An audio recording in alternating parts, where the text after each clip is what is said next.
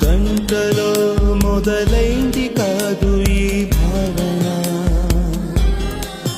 గత జన్మలో కదిలిందో ఏమో మన మధ్యన.